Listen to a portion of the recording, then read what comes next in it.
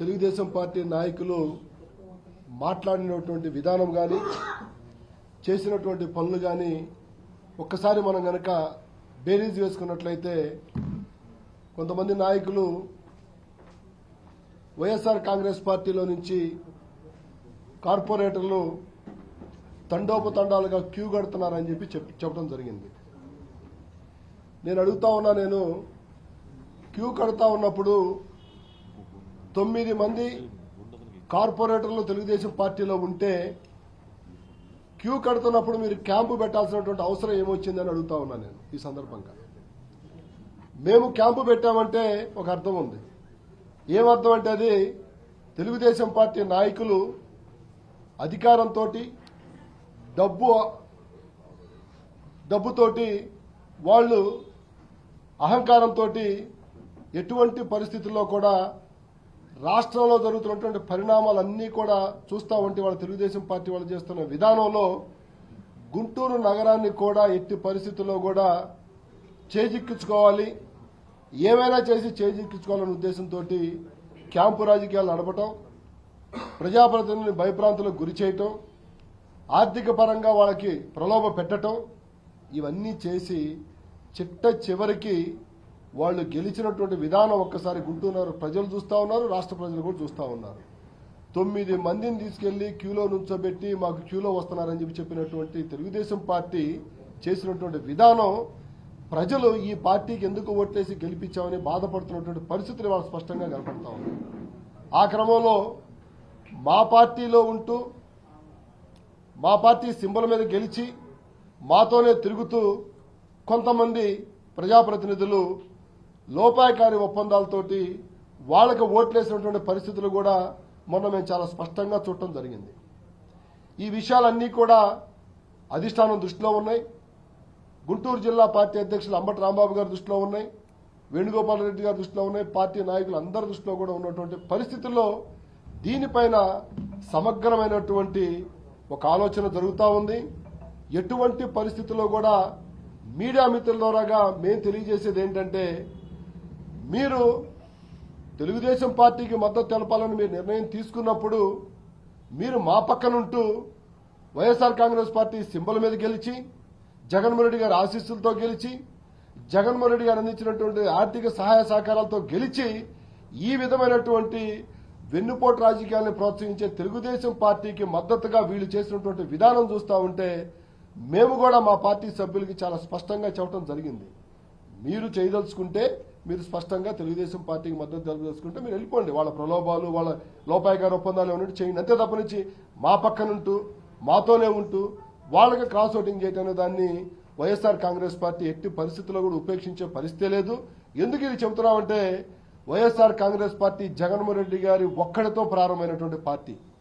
ఒక్కడితో ప్రారంభమైనటువంటి ఈ పార్టీ దేదోప్యమానంగా ఆ రోజు మేయర్ గారు చెప్పినట్టు 63 మంది శాసనసభ్యులు గెలిచిన 23 మంది తెలుగుదేశం పార్టీలోకి వెళ్లినా సరే మొక్కవోని దీక్షతోటి ప్రజాదరణతోటి మేము యుద్ధం చేసి 151 స్థానాలు గెలుచుకుని 2019లో గెలిచినటువంటి చరిత్ర జగన్మోహన్ రెడ్డి గారిది. ఇవాళ మచ్చలైనటువంటి నాయకుడిగా ఉన్నటువంటి ఆ నాయకత్వంలో మేమందరం కూడా కష్టపడి పనిచేయడానికి సిద్ధంగా ఉన్నాము. గుంటూరు నగరానికి సంబంధించి ఇప్పుడు జరుగుతున్న పరిణామాలన్నింటినీ కూడా ఛాలెంజ్గా తీసుకుంటాము. పార్టీని ఎటువంటి పరిస్థితుల్లో కూడా వీళ్ళు చేసేటువంటి దురాఘాతాలు, వీళ్ళు చేసేటువంటి పనులన్నీ కూడా గమనిస్తా ఉన్నారు ప్రజలు. ప్రజల మద్దతుతోటి, ప్రజల ఆశీర్వాదంతో మరలా మేము ఎట్టి పరిస్థితుల్లో రెట్టించిన ఉత్సాహంతో మళ్ళా వైఎస్ఆర్ కాంగ్రెస్ పార్టీని అధికారంలో తెచ్చేంత వరకు విశ్రమించమని చెప్పి, అదేవిధంగా నేను బుర్లా రామాంజనేయులు గారు చెప్తా ఉన్నారు 45 రోజుల టైం ఉందని, 47 రోజుల టైం ఉందని మేయర్ గారు చెప్పారు. మేము వాళ్ళకి చెప్తా ఉన్నాం, అధికారం కోసం ప్రాకులాడే మనుషులు మీరు, ఎమ్మెల్యే స్థానాల కోసం ఏమైనా అడ్డదారులు దొక్కే మనుషులు మీరు. మేము ప్రజల విశ్వాసం కోసం పనిచేసే మనుషులం, ప్రజల కోసం పనిచేసేటువంటి మనుషులం, అటువంటి నాయకత్వంలో పనిచేసేటువంటి మనుషులం. జగన్మోహన్ రెడ్డి గారు అవే నేర్పారు మాకు. కాబట్టి ఇవాళ అధికారం ఎవరికి శాశ్వతం కాదు, అధికారాన్ని ప్రజల కోసం ఉపయోగించండి. మళ్ళా ఇంకోసారి చెప్తా ఉన్నాము, 4 సంవత్సరాల్లో ఏమీ జరగలేదని మీరు చెప్తున్నారు, ఈ 1 సంవత్సరంలో మేము అద్భుతాలు అమోఘాలు చేస్తామని మీరు చెప్తున్నారు. 4 సంవత్సరాల్లో మేము చేసిన దాని మీద మేము సిద్ధంగా ఉన్నాము. ఈ సంవత్సరంలో మీరు చేయబోయే పనులు ఏంటంటే, మీకు లోపాయకారి ఒప్పందాలు ఈ గుంటూరు నగరంలో చాలా పెండింగ్ లో ఉన్నాయి. ఈ లోపాయకారి ఒప్పందాలు ఉన్నటువంటి పెండింగ్లన్నింటినీ క్లియర్ చేసుకోవాలంటే కౌన్సిల్లో మీకు మెజార్టీ సభ్యులు కావాలి. స్టాండింగ్ కమిటీలో మెజార్టీ సభ్యులు కావాలి. మీ లోపాయకారి ఒప్పందాలు, లోపాయకారి సిస్టమ్ అంతా కూడా ఇంప్లిమెంటేషన్ జరగాలంటే వైఎస్ఆర్ కాంగ్రెస్ పార్టీ ఉంటే జరగదు. కాబట్టి మీ ఒప్పందాలన్నింటినీ పూర్తి చేసుకోవడానికి అభివృద్ధి అనేటువంటి మాటలు అడ్డం పెట్టుకుని మీరు ముందుకెళ్తున్నారు తప్పనిచ్చి రాబో రోజులు మీరు చేసే లోపాయకారి ఒప్పందాలన్నీ కూడా ప్రజలు గమనిస్తారు. వాటన్నిటిని కూడా ప్రజాక్షేత్రంలో మేము వ్యతిరేకించి ప్రజల విశ్వాసాన్ని పొందే విధంగా మేము రెట్టించిన ఉత్సాహంతో పనిచేస్తామని చెప్పి సందర్భంగా తెలియజేస్తాం. ఈ రోజు ఏదో వాళ్ళు స్టాండింగ్ కమిటీ మేము గెలిచామని చెప్పి సంబరాలు చేసుకుంటున్నారు, కానీ నైతికంగా అయితే వాళ్ళు గెలవలేదు. ఎందుకంటే ఎంతో మంది కార్పొరేట్ ని ప్రలోభ పెట్టో లేకపోతే వాళ్ళకి ఆశ చూయించో మరి ఇటు గెలిచిన వైఎస్ఆర్సీపీలో గెలిచిన వాళ్ళందరినీ వాళ్ళు అటు తీసుకోవడానికి ఎంతమందికి ఎన్నిసార్లు ఫోన్ చేశారు అన్నీ మాకు తెలుసు. కానీ వీళ్ళు ఈ రోజు గెలిచి ఏదో రాష్ట్రం అంతా చూద్దాం అనుకున్నారు. కానీ ఇక్కడ ఈ గెలవటానికి ఈ 9 మందో లేకపోతే వీళ్ళు వాళ్ళని తెచ్చుకోవడానికి ఎన్ని కష్టాలు పడ్డారో, ఎంతమందిని ఏ విధంగా ఇబ్బంది పెట్టారో కూడా మరి చూడొచ్చు. ఏదో రాష్ట్రంలో ప్రజల ద్వారా అయితే మీరు గెలవలేదు, ఇది నైతిక గెలుపు అని మాత్రం అనుకోవద్దు. ఏదైనా మీరు చేసే అక్రమాలు బయటికి రాకూడదని చూసి ఈ రోజు స్టాండింగ్ కమిటీ కానీ లేకపోతే వచ్చే మరి మేయర్ ఎన్నికలు కానీ లేకపోతే డిప్యూటీ మేయర్ ఎన్నికల కోసం మీరు ప్రలోభ పెడుతున్నారు. ఖచ్చితంగా దీని గురించి అయితే ప్రజలు కూడా ఒక స్పష్టత అయితే ఉంది. ఈ ప్రభుత్వంలో మంచి జరగటం కాదు కానీ అన్యాయాలు, కుట్రలు, కుతంత్రాలు అయితే ఎక్కువగా జరుగుతాయని చెప్పి దీన్ని బట్టి అర్థమైంది. మరి గుంటూరులోనే ఇంతమంది ప్రలోభ పెట్టినా కూడా 23 మంది మాకు ఇంకా నుంచోనే ఉన్నారు, మా తరపు నుంచి మాట్లాడే వాళ్ళు ఉన్నారు. ఖచ్చితంగా ప్రతి ఒక్క విషయం కూడా బయటికి వస్తుంది. దీన్ని న్యాయంగానే ప్రతి ఒక్కటి కూడా మేము ఇచ్చేయడానికి రెడీగా ఉన్నాము. పార్టీ వైఎస్ఆర్సీపీ పార్టీ జగన్మోహన్ రెడ్డి గారు ఆయన ఏవి అంటే ఆ విధంగా నడుస్తాము. ఖచ్చితంగా మీరు అంటున్నారు చూడండి, ఇది ఖాళీ అయింది అని చెప్పి ఇంకా మెరుగ్గా ఇంకా స్పీడ్ గా మేము రావడానికి రెడీగా ఉన్నాం. ఇంకా వచ్చే ఎన్నికల్లో కూడా మీకు అర్థమవుతుంది ప్రజల ద్వారా ఎన్నికలు అయితేనే ప్రజల ద్వారా, ఎందుకంటే ప్రజలు ఈ 8 నెలల్లోనే ఏ విధంగా ఉన్నారనేది ఖచ్చితంగా తెలుస్తుంది.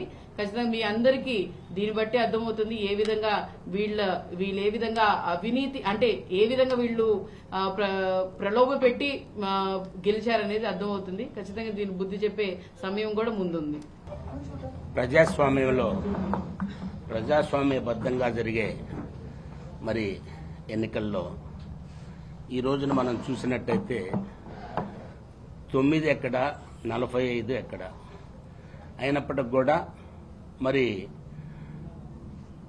కూటమి ప్రభుత్వం ఒక ఆలోచనతోటి ఎలక్షన్లో వచ్చి ఈ రోజున మరి మొన్న జరిగిన స్టాండింగ్ కమిటీ ఎలక్షన్స్లో విజయం సాధించినట్టుగా గొప్పగా చెప్పుకుంటున్నారు. ఈ సందర్భంగా నేను ఒకటే గుర్తు చేయదలుచుకున్నాను. మన ముఖ్యమంత్రి చంద్రబాబు నాయుడు గారు గతంలో ఎక్కడో మీడియాలోనే చూశాను, ఈ విధమైన అంటే ఎవరినైతే బలవంతంగా కానీ ప్రలోభాలకు గురి చేసి కానీ తీసుకున్నట్టయితే మరి నేను వ్యతిరేకం అని చెప్పడం జరిగింది. ఈ రోజున గుంటూరు నగరంలో చూసినట్టయితే మరి ఇది అన్ని విధాలు కూడా క్లియర్ కట్గా తెలుస్తుంది. ప్రలోభాలకి మరి లొంగపరుచుకొని చేసిన కార్యక్రమం ఇది.